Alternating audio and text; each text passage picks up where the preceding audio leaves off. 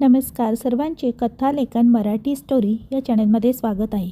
आज आपण पाहणार आहोत पाठलाग या कथेचा भाग दुसरा. लेखिका आहेत कथा विणकार. भाग पहिल्याची डिस्क्रिप्शन बॉक्समध्ये लिंक दिलेली आहे. भाग पहिल्यामध्ये आपण पाहिलं माळरान. आऊ आजी कितीही नाही म्हणाली तरी मला तिथे जायचंच होतं. काही प्रश्नांची उत्तरं कुठे मला मिळाली होती.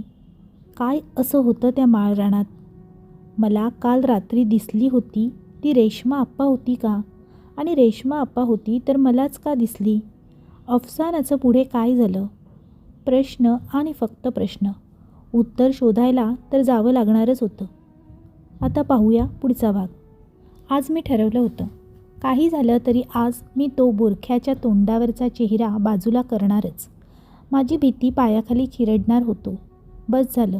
असे किती दिवस मी फक्त भीतीच्या भयंकर छायेखाली राहायचं. पण आज या रानात मी एकटाच कसा?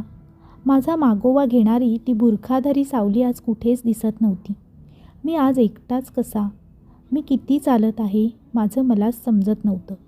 दूर दूर कोणी दिसत नव्हतं. नेहमी त्या बुरखाधारी सावलीला घाबरत जगणारा मी आज ती बुरखाधारी सावली नसूनसुद्धा त्या भयान शांततेला घाबरत होतो. मी भित्रा आहे का? माझं मन भित्र आहे का हे मला समजत नव्हतं. अचानक माझ्या खांद्यावर कोणीतरी हात ठेवला. खूप गार स्पर्श होता तो. मी दचकून मागे पाहिलं. बुरखाधारी सावली, जिच्या शोधात मी आज एवढा आटापिटा करत होतो, ती बुरखाधारी सावली समोर आल्यावर मात्र मला दरदरून घाम आला. पण हे काय? आज ती शांत होती. कोणताच आवाज नाही की कोणतंच हास्य नव्हते. एवढी शांत कशी काय आज हे काही मला समजत नव्हतं. मी हिम्मत करून पुढे झालो. थरथरत्या हातांनी तोंडावरचा पडदा बाजूला केला. मी जे बघत होतो त्यावर माझा विश्वासच बसत नव्हता. तो चेहरा, त्या बुरखाधारी सावलीचा चेहरा हा माझाच होता. मी मलाच त्या बुरख्यामध्ये दिसत होतो.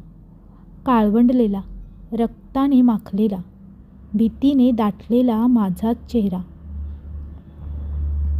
गाडीच्या हॉर्नमुळे आणि निलेशच्या हाकेने मला जाग आली. डोळे उघडून मी घड्याळ पाहिले तर सकाळचे 6:30 वाजले होते. निलेश आणि सिद्धेश खाली थांबले होते. डोळ्यांसमोरून तो काळवंडलेला, रक्ताने माखलेला, भीतीने दाटलेला माझा चेहरा काही जात नव्हता. मी उठून खिडकीमधून त्यांना खाली येतोय अशी खूण केली. मी जे पाहिलं होतं ते स्वप्न होतं. डोळ्यांवर पाणी मारलं आणि खाली गेलो. नक्की नाही येत का तू आमच्यासोबत? निलेशने विचारले. नाही रे, तुम्ही निघा पुढे. मी येतो उद्या, मी म्हणालो. काय काम आहे रे तुझं एवढं महत्त्वाचं? सिद्धेश म्हणाला. अरे आहे रे जरा महत्त्वाचं काम. सांगतो, पुण्याला परत आलो की सांगतो मी. निलेश आणि सिद्धेश निरोप घेऊन पुण्याला निघाले. मी ठरवलं होतं याचा सोक्षमोक्ष लावायचा. मी झटपट आवरलं आणि गावात त्या माळरानाबद्दल, रेश्मा आप्पाबद्दल काही माहिती मिळते का हे बघायला बाहेर पडलो. रेश्मा आप्पाबद्दल काहीच विशेष माहिती मिळाली नाही. पण माळरानावर एक जुनी खोली होती रेश्मा आप्पाची. सध्या त्या खोलीची अवस्था काय आहे हे कोणालाच माहीत नव्हतं. कोणालाही तिकडे फिरकायची हिंमत आणि इच्छा देखील अजिबात नव्हती.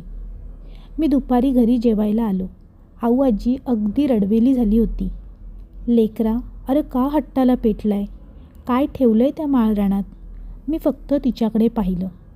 अरे कळतंय का काय बोलतीये? ऐक र पोरा या म्हातारीचं. अगं आऊ आजी, का काळजी करतेस एवढी? काही होत नाही मला, मी म्हणालो.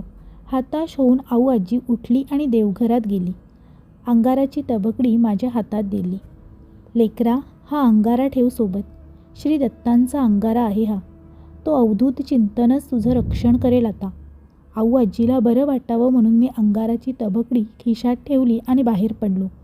गाडी काढली आणि सरळ निघालो माळरानाकडे. खूप मोठं माळरान होतं ते. ती माळरानात चालायला सुरुवात केली. माळरानात खूप वाळलेलं गवत होते. खूप झाडी झुडपं होती. काही भाग खडकाळ होता. दुपारची वेळ असल्यामुळे फक्कड ऊन होतं. त्या एकाकी माळरानात शांतता असल्यामुळे किर किर असा आवाज, स्पष्ट आवाज येत होता. सारखा कोणीतरी मागे असल्याचा भास होत होता. वळून पाहिलं तर कोणच नव्हतं. मनाचे खेळ आहेत असं मनाला समजावून सांगत होतो. मध्येच वाळलेल्या पानांचा आवाज त्या शांततेला चिरत होता. कितीही नाही म्हटलं तरी दरदरून घाम फुटला होता. बऱ्याच वेळा वाटलं परत जावं, पण कुतूहल शांत बसून देत नव्हते. कुतूहलापोटी सारे विचार मागे सारून हिंमत करून पुढे चालत राहिलो.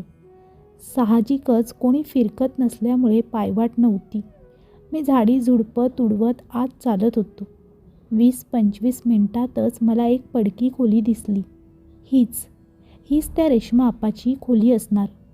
दगडावर दगड रचले होते आणि वर गवताचं छप्पर होते म्हणून खोली म्हणायचं त्या जागेला. पण सगळ्या बाजूने बंद होती. बाहेरच्या माणसाला आतमध्ये काय चालू आहे याचा अजिबात अंदाज बांधता येणार नाही अशी खोली होती ती.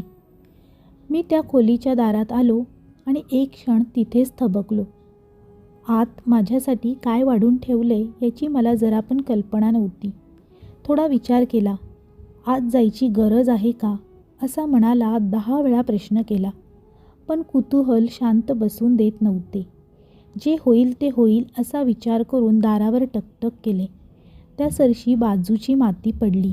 खरंच खूप पडकी खोली झाली होती ती. परत दारावर टकटक केले तरीही आतून काहीच आवाज नाही आला. मला एकदम जाणीव झाली एवढ्या वर्षात त्या खोलीमध्ये कोणी कसं राहत असेल. मी माझ्यावरच हसलो आणि मागे वळून जायला निघालो. अचानक खोलीमधून बारीक उजेडाची तिरीप आली. मी जागीच थबकलो. कसं शक्य आहे? आतमध्ये कोणी असेल हे शक्यच नाही. काय करावं? आत जाऊ का नको? उजेड तर येत होता. खूप हिंमत करून दार सरकवलं आणि आत गेलो. जसं आत गेलो तशी गार हवेची झुळूक जोरात कानामागून गेली. दचकून पाहिलं पण मागे कोणच नव्हतं. एक आवंडा घेऊन थोडं अजून आत गेलो. बाहेरून लहान वाटणारी खोली आतून खूपच मोठी होती. खोलीमध्ये खूप अंधार होता. थोड्या अंतरावर छोटा दिवा लावलेला दिसला. पण हे काय? तिथे कोणीतरी बसलं होतं. डोळ्यांना काही स्पष्ट दिसत नव्हतं. कोण आहे हे पाहायला एक पाऊल पुढे जायला लागलो. अचानक कोणीतरी माझा पाय पकडून जोरात ओढला अशी जाणीव झाली आणि एक जोरदार किंकाळी माझ्या तोंडून बाहेर आली. गडबडीत खाली पडलो आणि उलटा दिव्याच्या दिशेने सरकलो. छातीत जोरात धडधड चालू झाली. समोर काहीच हालचाल दिसली किंवा जाणवली नाही. नक्की माझा पाय कोणी पकडला होता का कशात अडकला होता? मी खाली बसलो होतो आणि माझी पाठ दिव्याकडे होती. एकदम मागून आवाज आला. कोण है? अनपेक्षित आलेल्या आवाजाने मी एकदम मागे पाहिलं. कोण आहे? अरे वाह, मेरे घर आके मुझे ही पूछ रहे हो कौन है? कौन हो तुम? क्यों आए हो यहाँ? हिंदी ऐकून माझ्या मनात पाल चुकचुकली. मनात वाईट शंका आली. आप कौन हो? मी विचारलं. विचित्र हसायचा आवाज करत त्या व्यक्तीने दिवा स्वतःच्या चेहऱ्याजवळ नेला. सुरकुत्या पडलेला चेहरा त्या उजेडात दिसला. केस विस्कटलेले, दात काळे आणि अर्धे पडलेले. अंगावर काळे कपडे होते व बुरखा होता. ते समजत नव्हतं. डोळे खोबणीतून बाहेर पडतील का काय असं वाटत होतं. घशावरची कातडी खाली लोंबत होती. पाठीमध्ये ती अर्धी वाकली होती. आवाजही कापरा होता. मी परत विचारलं. आप कौन हो? मैं रेश्मा आपा, ती म्हणाली. माझी बोबडी वळाली. माझी शंका खरी निघाली होती. मी जवळजवळ 2 फूट मागे सरकलो. मला काहीच सुचत नव्हतं. सुन्न होऊन जागीच बसून राहिलो. हातपाय गार पडले. ती अजून विचित्र आणि जोरात हसायला लागली. डर गए? ती बोलली. लेकिन आप तो मर गई थी ना, तो आप भूत. मला पुढचे शब्द बोलता येईना. मला जे वाटत होतं ते खरं असेल तर हा माझा शेवटचा क्षण होता.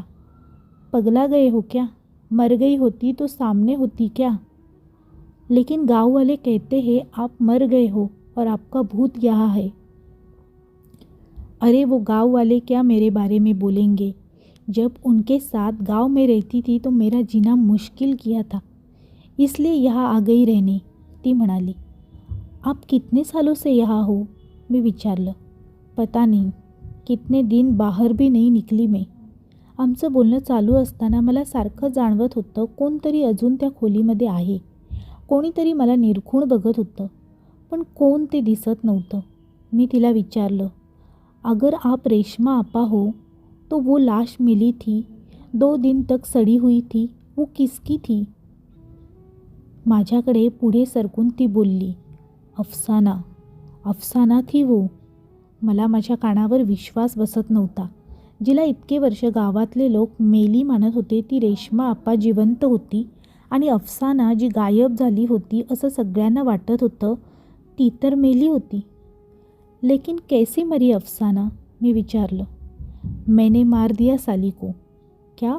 आपने मारा था? मी जे ऐकत होतो त्यावर विश्वास बसणं अवघड होतं.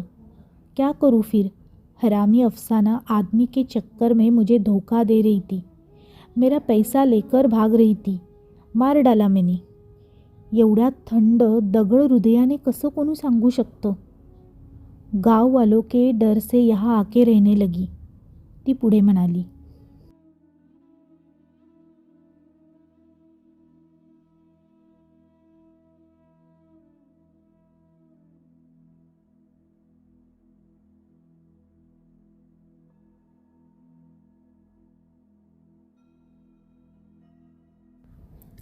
आमचं बोलणं चालू असताना मला जाणवलं, खोलीमध्ये हवा खूप गार झाली होती.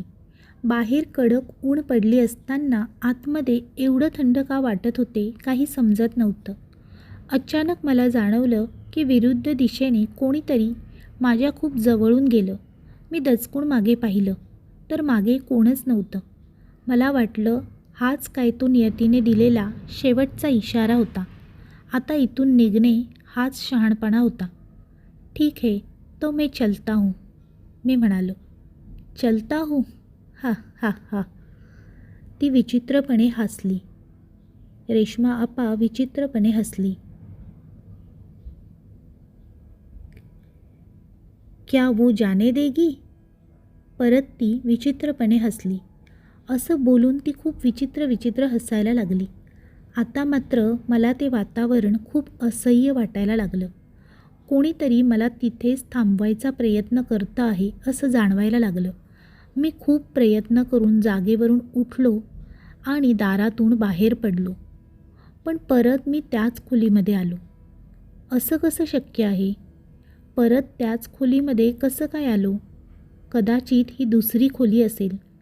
मला आत येताना समजलं नसेल. मी परत दारातून बाहेर पडलो. पण परत तीच खोली.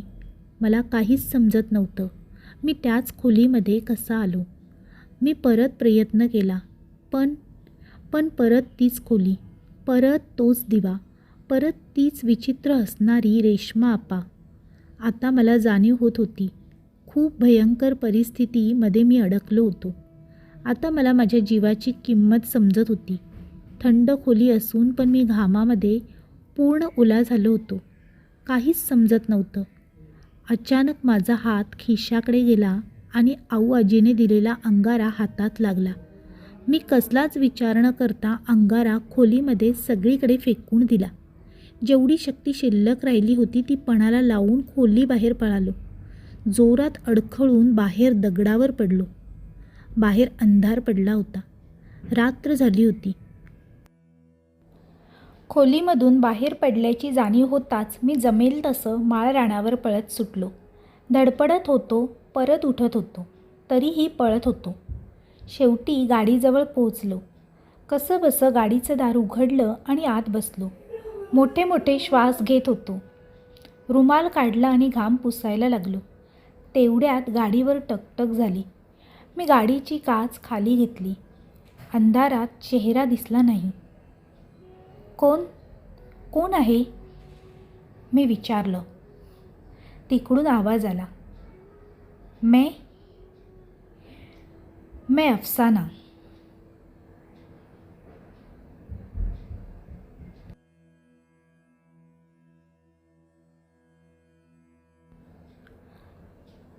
काही वर्षांनंतर माळरानाच्या वेशीवर एक गाडी थांबली. निलेश आणि सिद्धेश गाडीमधून उतरले. त्यांनी थोडी जागा साफ केली आणि काही खाण्याचे पदार्थ बाहेर काढले आणि केळीच्या पाण्यावर मांडले. हळद कुंकू वाहिलं. त्याभोवती पाणी फिरवलं. हात जोडून थोडा वेळ थांबले. मी बघत होतो. सगळे माझ्या आवडीचे पदार्थ. अगदी आठवणीने आणले होते. शेवटी चड्डीयार होते माझे ते.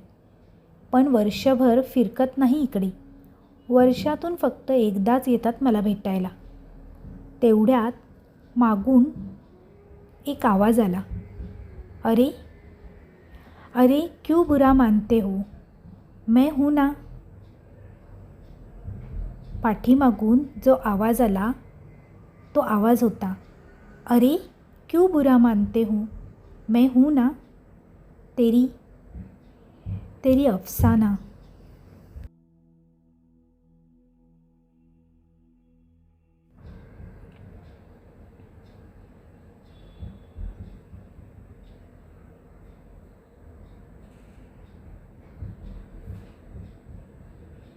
समाप्त. तर मित्रमैत्रिणींनो, ही कथा कशी वाटली हे कमेंटद्वारे कमेंट करून नक्की कळवा. जर कथा आवडली असेल तर तुमच्या जास्तीत जास्त मित्रपरिवारांसोबत शेअर करायला विसरू नका. व्हिडिओ आवडला असल्यास व्हिडिओला लाईक करा आणि शेअर करा. त्याचप्रमाणे कथा आवडल्या असल्यास आमच्या कथालेखन मराठी स्टोरी या चॅनेलला सबस्क्राईब करायला विसरू नका. तसेच बेल आयकॉनवर क्लिक करून ऑलवर सेट करा, म्हणजे तुम्हाला नवनवीन व्हिडिओचे नोटिफिकेशन लगेचच मिळतील. पुन्हा भेटूया अशीच एक नवीन आणि सुंदर कथा घेऊन. तोपर्यंत सर्वांना धन्यवाद. Bye bye.